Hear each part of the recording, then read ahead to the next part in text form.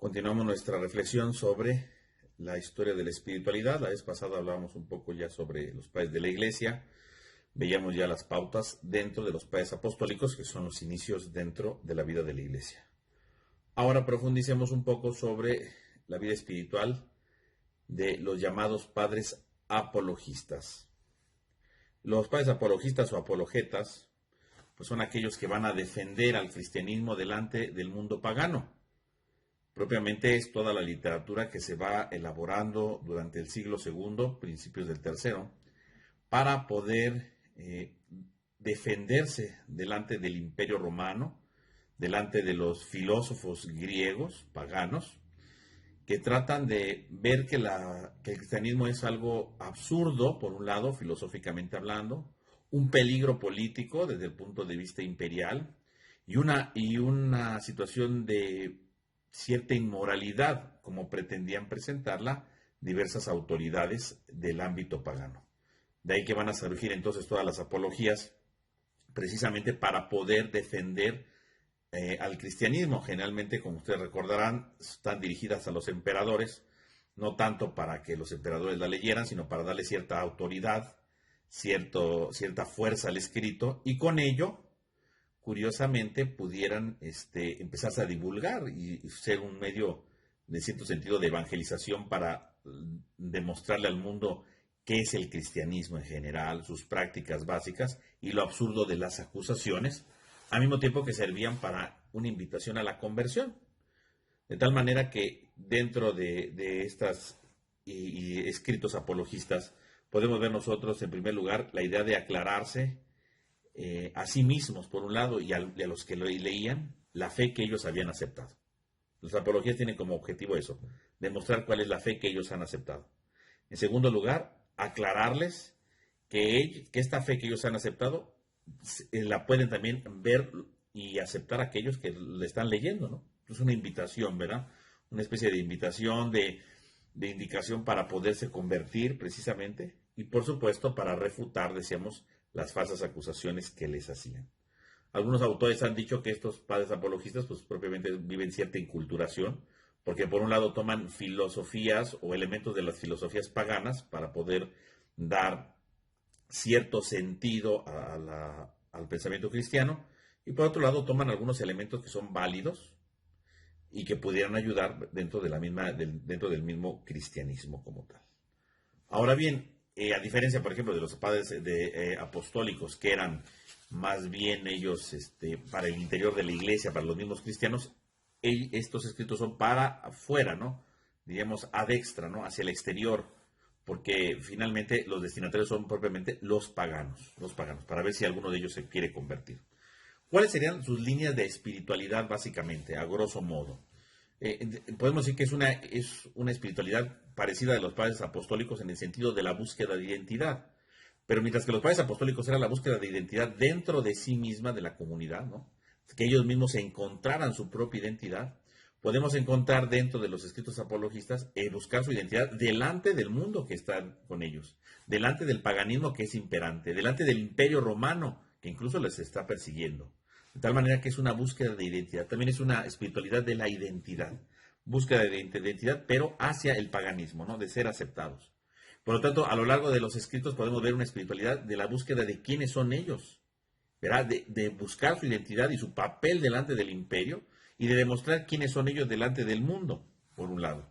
Por otro lado, también nos hablan precisamente en estos escritos de su identidad en cuanto a quiénes son, pero también en cuanto a qué hacen, qué es lo que ellos van realizando como tal. Porque no solamente es decir somos cristianos, somos esto, sino lo que ellos van haciendo. Una identidad que ellos van buscando precisamente con su estilo de vida. Por un lado, refutando los errores que los paganos van poniendo contra de ellos, y por otro lado, mostrando quiénes son ellos, con una moral irrefutable, ¿no? Que no puede verse en ningún momento sobajada, al contrario, viendo que son auténticamente morales, y que sobre todo, dentro de su propia identidad, son aquellos que creen en el verdadero Dios, porque eso es lo importante, ¿no? Convertir a un pagano significa que deje la idolatría para que acepte el verdadero Dios, y entonces ahí es entonces precisamente donde podemos ver un elemento vital de su espiritualidad, la búsqueda del verdadero Dios, propiamente dicho. Así entonces podemos ver nosotros algunas de las pautas esenciales que nos permiten ver esta identidad de la búsqueda. Podemos entresacar ahora algunos puntos clave para profundizar estas ideas de búsqueda de identidad con el fin de poder adentrarnos mejor a lo que es esta espiritualidad dentro del pensamiento de los padres apostólicos. Entonces podemos ver nosotros aquí, en primer lugar, marcando una capacidad de tener una vida moral irreprensible. Es decir, el cristiano, desde su espiritualidad de los apologistas, se caracteriza precisamente por esta vida irreprensible. Una moralidad distinta, no es como la de los padres, los paganos como tal, ¿no? Sino que ellos, esos padres apologistas, hacen ver que el cristiano es distinto, que no hace lo mismo que cualquier otra persona, sino que lo va tomando de una manera diferente, de una manera distinta. De ahí que precisamente, dentro de esta vida moral irreprensible, pues va teniendo algunas características esenciales. Por ejemplo, desde la sexualidad, bueno, pues los apologistas, ¿verdad?, van haciendo ver, por ejemplo, un recto de la sexualidad. Por ejemplo, la importancia de un solo matrimonio con una sola mujer, que obviamente evitando todo tipo de poligamia, implícitamente dicho, pero sobre todo que solo haya un matrimonio, no es que se divorcien y se vuelvan a casar, una sola vez se debe de tener un matrimonio. El mismo Atenágoras llega a decir, ¿verdad?, que él tiene una mujer según las leyes establecidas y que es para la procreación de los hijos. De tal manera que las segundas nupcias, dice él, no son otra cosa sino un decoroso adulterio. O sea, decoroso, pero adulterio finalmente. Es decir, sexualmente hablando, dicen hay que tener un uso bien de la sexualidad para la procreación de hijos y con una sola mujer. Nada de segundas nupcias ni nada por el estilo, ¿no?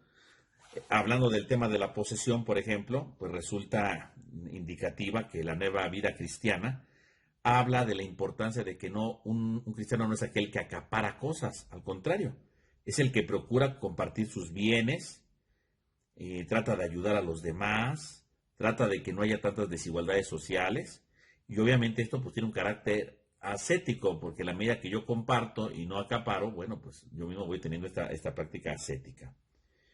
Por supuesto, dentro de esta vida moral irreprensible, pues está también la importancia de la vida fraterna, que implica precisamente que la comunidad debe de sentirse como hermanos y que debe de encontrarse un sentido profundo entre ellos, de ayuda, de comprensión y obviamente también desde la oración, que es algo que se debe de tomar en cuenta.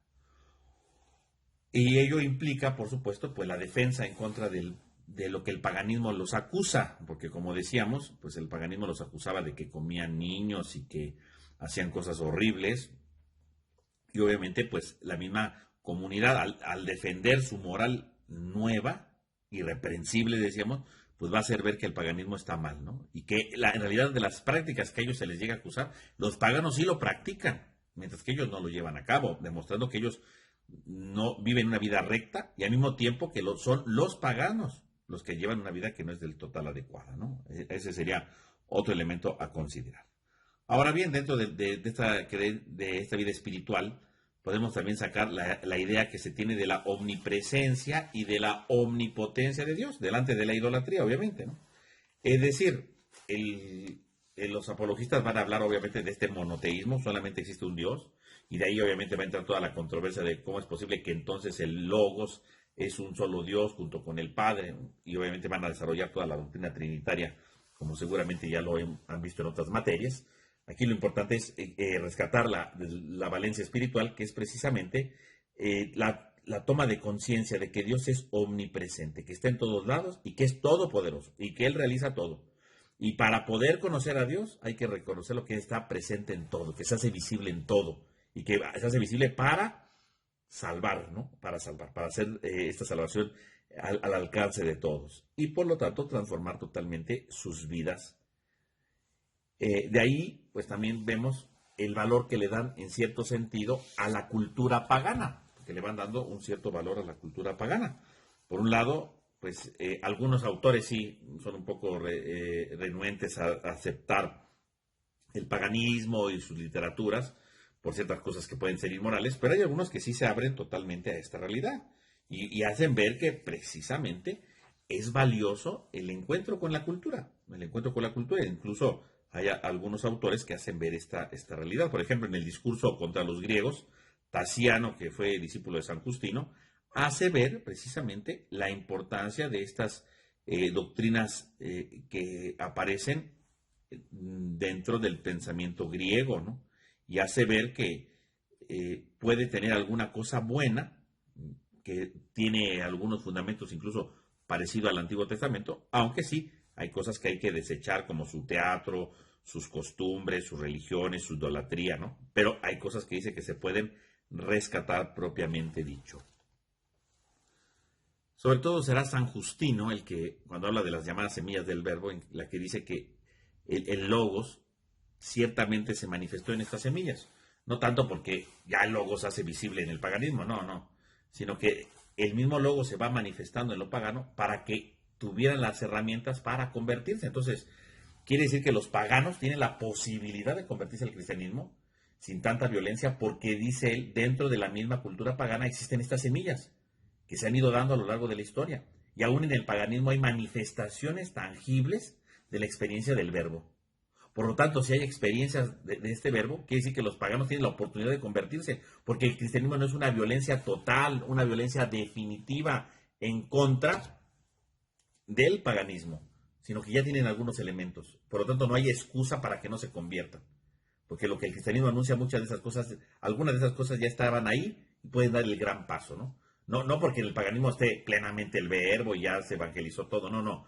Hay algunas semillas, como su nombre lo dice, semillas, que si ellos se lo proponen, puedes entresacarla del paganismo y pueden florecer, pueden crecer para dar los frutos adecuados, y el pagano puede realmente transformarse, puede renovarse totalmente en su vida. Entonces, si bien los rasgos con el paganismo, muchos de ellos se cierran totalmente, hay que tomar en cuenta que sí hay algunos que sí aceptan algunas cosas, sobre todo San Justino, ¿no? Que es esta idea de la semilla del verbo, que a veces es malentendida pensando que ya el paganismo tenía grandes luces, no, tenía la semilla, las oportunidades para cambiarse, y el cristianismo le decía, aquí puedes florecer, tu semilla puede brotar.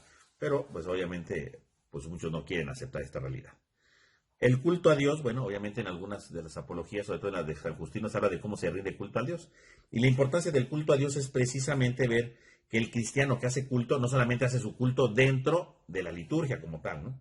Sino que esto repercute en su vida.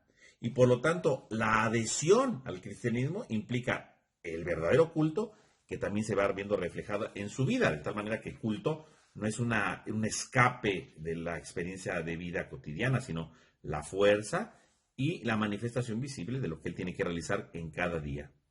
Obviamente tenemos también el valor de la lectura de la Sagrada Escritura que los padres apologistas van dando.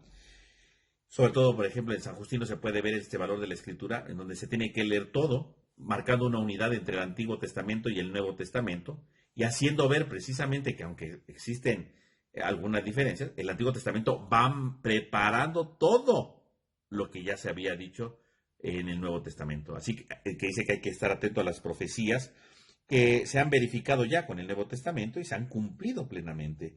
Así se puede apreciar, diría San Justino, la fidelidad de Dios, que cumple sus promesas para que el hombre en el hombre pueda llevarse a cabo el plan salvífico pleno en su existencia.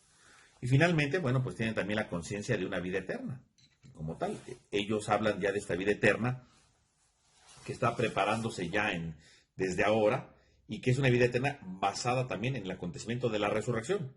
Recordemos que uno de los grandes temas que también predican los padres apologistas y que forman parte de su pensamiento e implícitamente de su espiritualidad, porque nos preparamos para una vida eterna, nos preparamos desde ahora para resucitar, es esto, el de la resurrección de los muertos. Recordemos que para los paganos eran sobre todo de índole platónica, y por lo tanto ellos decían que, bueno, el alma tiene que librarse del cuerpo. En cambio, los cristianos van a defender la idea de la resurrección, obviamente, a partir del acontecimiento de Cristo, y esto los va a llevar, obviamente, a reconocer y a valorar el valor del cuerpo, por un lado, y el valor de la resurrección. Y entonces nos preparamos para esto, y nuestro cuerpo habrá de resucitar, y se habla de estos temas, es parte de la experiencia espiritual que van teniendo justamente los padres apologistas en cuanto tal. Por lo tanto, tenemos ya entonces un pequeño panorama, un esbozo con las líneas principales de la espiritualidad de los padres apologistas. Y con esto, bueno, pues tendríamos ya una breve presentación con lo que vimos la vez pasada junto con esto, para tener esta idea global de la espiritualidad en los primeros siglos. Obviamente, estas son como algunas bases sencillas, ¿no?, de esta búsqueda de identidad dentro de la iglesia con los padres apostólicos, fuera de la iglesia con los padres apologistas, pero quizás la vida espiritual está marcada sobre todo en los primeros siglos del cristianismo por la experiencia del martirio. La grande línea de espiritualidad de inicios del cristianismo está basado precisamente por este acontecimiento, el que es mártir. Por eso en el próximo video hablaremos entonces ahora del martirio como tal, como un principio fundamental para la vida espiritual dentro de los comienzos del cristianismo.